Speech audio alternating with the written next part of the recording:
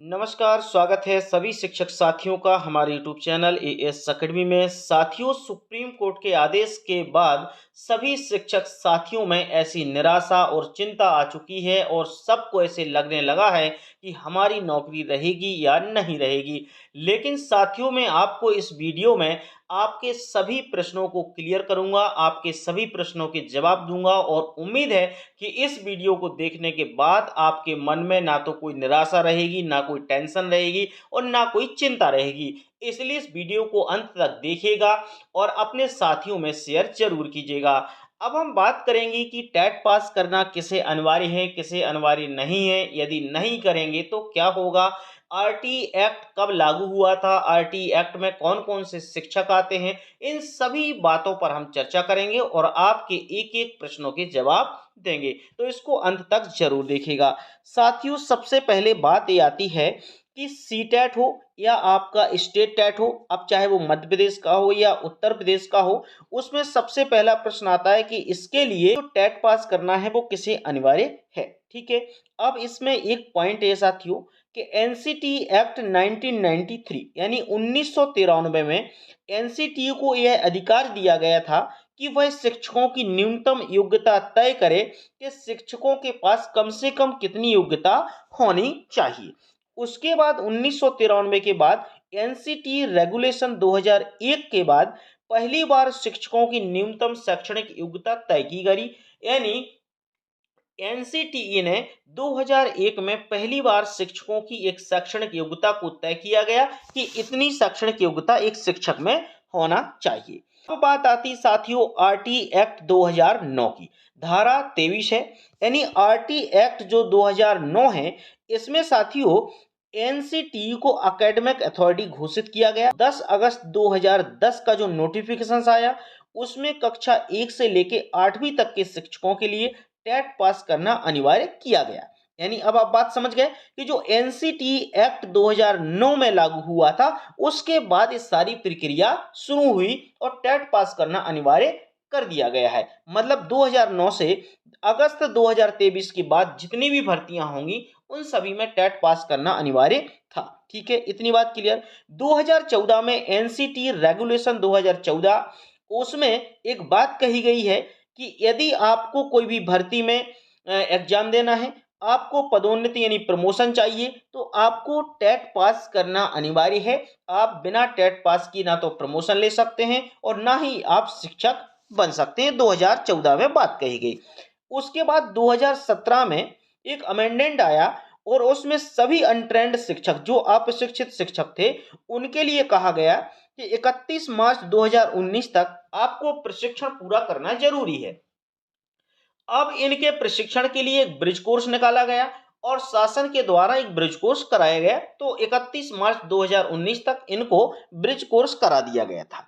अब अलग अलग समय में नियुक्तियां हुई हैं, ये आपको पता है। मध्य प्रदेश में अलग हुई है, उत्तर प्रदेश में अलग हुई है, राजस्थान में अलग। समय समय बदलता गया और सभी की नियुक्तियां होती गई। लेकिन अब महत्वपूर्ण बात यह है कि जो हमारा आरटी एक्ट 2009 है साथियों, 2009 के बाद जितनी भी भर्तियां हैं उन सभी में टेट पास करना अनिवार्य था।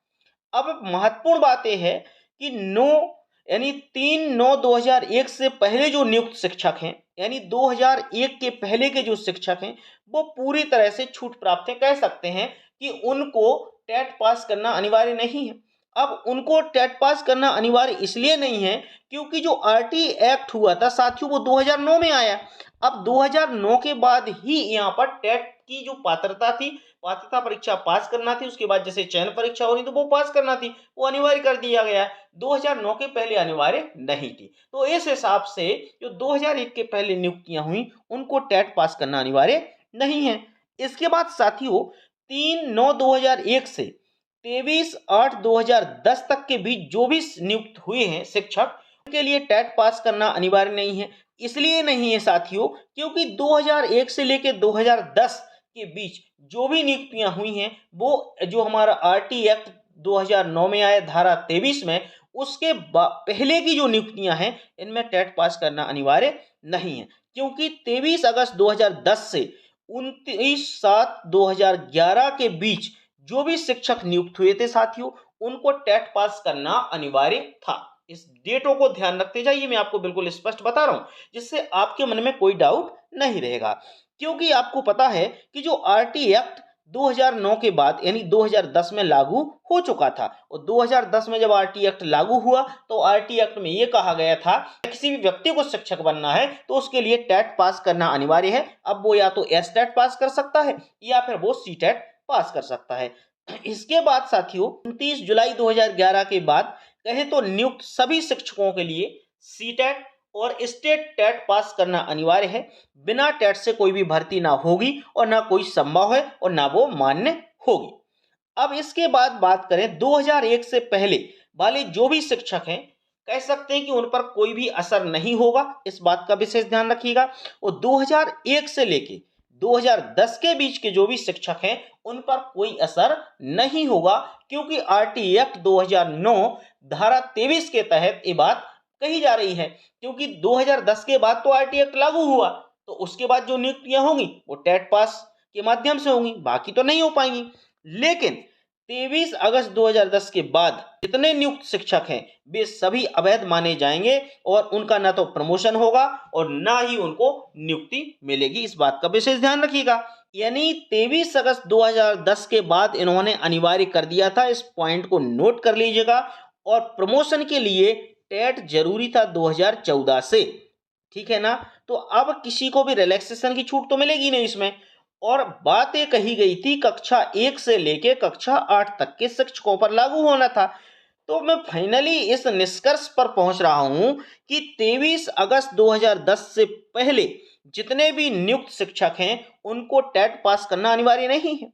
लेकिन 23 अगस्त 2010 के बाद जो शिक्षक हुए हैं उनको सी टेट और एस टेट पास करना अनिवार्य ही होगा, ये हमारा आरटी एक्ट 2009 कहता है। लेकिन इसमें अभी भी कोई ऐसी गाइडलाइन नहीं दी गई है कि कौन सी साल के शिक्षकों को पास करना है और कौन सी ईयर के जो नियुक्त शिक्षक उनको पास नहीं करना है। लेकिन एनसीटीई एक्ट 2009 धारा 23 तो यही कहता है। तो साथियों आपके मन में अब कोई प्रश्न नहीं होगा। यदि मन में कोई प्रश्न है तो मुझे कमेंट बॉक्स में लिखिएगा, मैं पूरी कोशिश करूंगा कि सभी शिक्षक साथियों के प्रश्नों के जवाब दूं। और मिलता हूं साथियों मैं नेक्स्ट वीडियो में नेक्स्ट टॉपिक के साथ। जब तक के लिए नमस्कार।